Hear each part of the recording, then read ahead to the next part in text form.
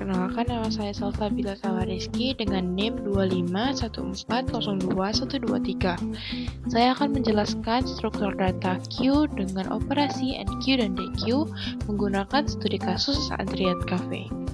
Di bagian atas ini, yang pertama saya mempunyai struct node untuk menyimpan nama menu. Lalu ada dua pointer global, yaitu front untuk ujung depan antrian dan rear untuk ujung belakang. Nilai keduanya awalnya 0 atau kosong. Ini adalah fungsi NQ. Di sini terjadi operasi masuknya data. Saya membuat node baru. Jika antrian kosong, front dan rear menunjuk ke node ini. Jika ada isi, node baru disambungkan di belakang rear, lalu rear diperbarui. Intinya, fungsi ini digunakan untuk menambahkan data di ujung belakang. Selanjutnya ada fungsi DQ. Ini adalah operasi keluarnya data. Ini akan cek apakah antrian kosong. Jika tidak, akan mengambil data dari front, lalu tampilkan namanya, lalu geser front ke node berikutnya. Node lama akan dihapus dengan delete. Intinya, fungsi ini akan selalu mengambil data dari ujung depan. Selanjutnya ada fungsi display. Fungsi display ini digunakan untuk menampilkan tampilan. Untuk detailnya akan dijelaskan pada bagian operasi display. Nah, kita akan beralih ke fungsi utama atau main function. Saya akan panggil fungsi NQ 3 kali. Ini menstimulasikan 3 pelanggan yang memesan kopi, roti, dan teh. Lalu, saya akan panggil fungsi display untuk melihat isi antrian.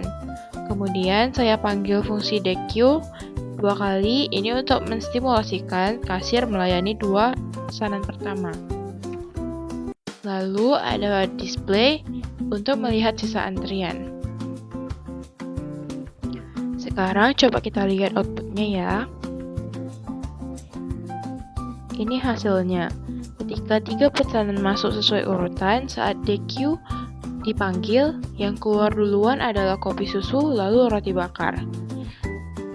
Baru sisa antriannya adalah teh manis. Ini membuktikan prinsip FIFO, yaitu first in, first out. Jadi, NQ bertugas menambah di belakang dan DQ bertugas untuk mengurangi dari depan.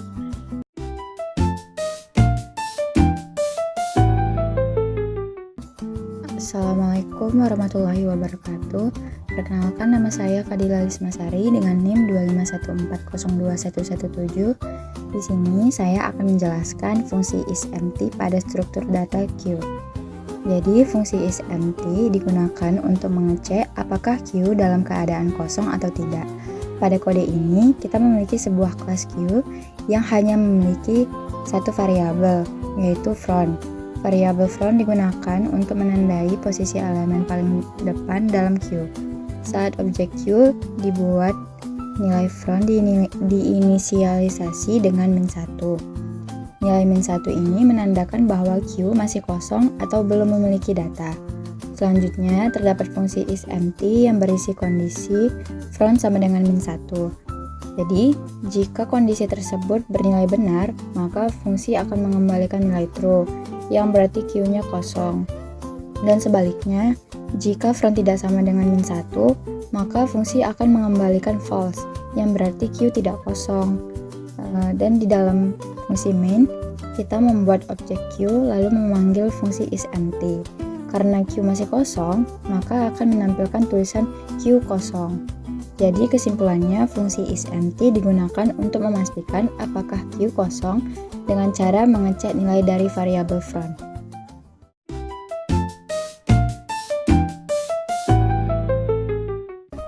Perkenalkan, nama saya Dwi Karima Husni dengan NIM 251402088. Di sini saya akan menjelaskan tentang operasi pick, yaitu operasi untuk melihat elemen paling depan tanpa menghapusnya dalam struktur data Q. Jadi pada kode ini kita hanya fokus pada operasi pick. Di dalam kelas Q terdapat array untuk menyimpan data serta variabel front sebagai petunjuk elemen paling depan dan rear sebagai petunjuk elemen paling belakang. Array dibuat dengan kapasitas maksimal 100 data, yang berarti Q hanya bisa menampung sampai 100 elemen. Pada saat objek pertama kali dibuat, nilai front diatur ke 0 dan rear ke 2. Lalu langsung diisi data 10, 20, dan 30, sehingga Q sudah memiliki isi dari awal. Fungsi pick digunakan untuk melihat elemen paling depan dengan mengecek kondisi front lebih besar dari rear untuk memastikan Q tidak kosong. Jika tidak kosong, maka program akan menampilkan nilai pada array kurung siku front, yaitu elemen depan. Fungsi pick ini tidak menghapus data, jadi isi Q tetap sama. Pada bagian main, fungsi pick dipanggil dan menghasilkan output 10 sebagai elemen paling depan. Jadi kesimpulannya, pick digunakan untuk melihat elemen pertama dalam Q tanpa mengubah isi data.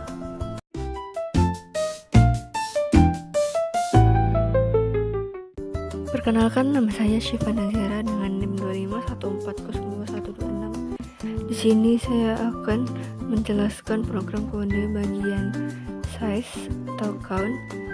Program yang saya buat ini dengan tema antrian tiket konser. Nah, pernah nggak sih waktu lagi ngantri tiket itu, misalnya nih kamu lagi berdiri di depan antrian, pernah nggak sih kamu lagi jaga loket terus pengen tahu ada berapa orang ini yang ngantri ya? Nah, di struktur data Q kita punya fungsi yang namanya size atau count. Fungsinya itu cuma satu, yaitu ngitung total data yang ada di dalam program itu. Nah, tadi kan saya pakai contoh tentang antrian tiket konser, jadi dia menghitung total data yang lagi nunggu di dalam antrian itu. Misalnya nih, di dalam antrian ini ada 3 orang. Yang pertama ada Andi, kedua Budi, dan ketiga Caca. Pas kita panggil fungsi size, program akan menjawab total data ada 3 orang, berarti total yang antri ada 3 orang.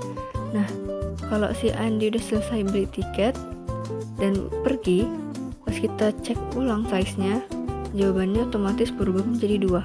Jadi size itu kayak penggaris buat ngukur panjang antrian kita. Mungkin segitu saja dari saya. Terima kasih.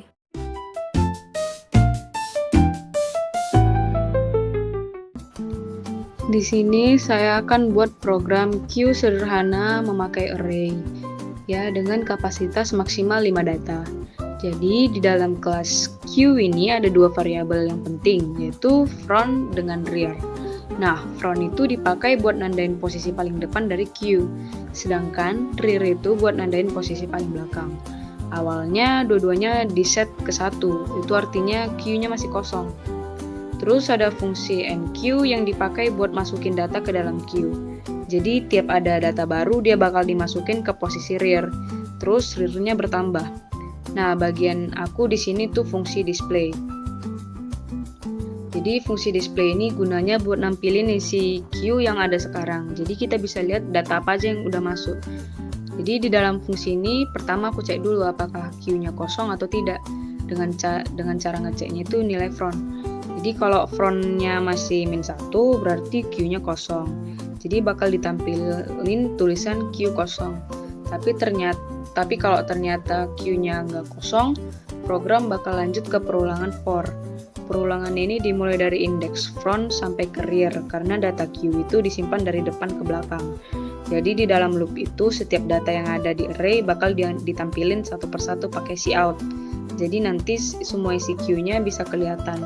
Jadi intinya fungsi display ini dipakai buat ngecek atau melihat isi queue yang sedang tersimpan saat program dijalankan.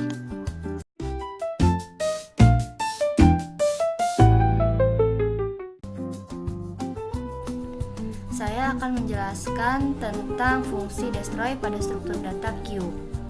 Destroy adalah fungsi yang digunakan untuk menghapus seluruh isi data yang ada di dalam queue sekaligus. Pada kode ini terdapat sebuah kelas queue yang memiliki array sebagai tempat penyimpanan data serta variabel front dan rear sebagai petunjuk elemen depan dan belakang. Data dimasukkan ke dalam queue menggunakan fungsi enqueue, sehingga queue memiliki beberapa isi data. Selanjutnya, terdapat fungsi destroy yang berfungsi untuk mengosongkan queue. Cara kerjanya yaitu dengan mengatur kembali nilai front dan rear menjadi -1. Hal ini menandakan bahwa queue sudah kembali ke kondisi awal, yaitu kosong dan tidak memiliki data. Meskipun data sebelumnya masih tersimpan di dalam array, tetapi data tersebut sudah tidak bisa diakses lagi karena petunjuknya sudah direset. Jadi logikanya, queue dianggap benar-benar kosong. Destroy memiliki perbedaan dengan dequeue. Jika dequeue menghapus data satu persatu dari depan, maka destroy menghapus seluruh data sekaligus. Pada bagian main, setelah data dimasukkan dan ditampilkan, fungsi destroy kemudian dipanggil untuk mengosongkan queue. Setelah itu, ketika isi queue ditampilkan kembali, hasilnya menunjukkan bahwa queue sudah dalam keadaan kosong. Jadi kesimpulannya, destroy digunakan untuk menghapus seluruh isi queue secara langsung dan mengembalikan ke kondisi awal, sehingga queue dapat digunakan kembali seperti semula.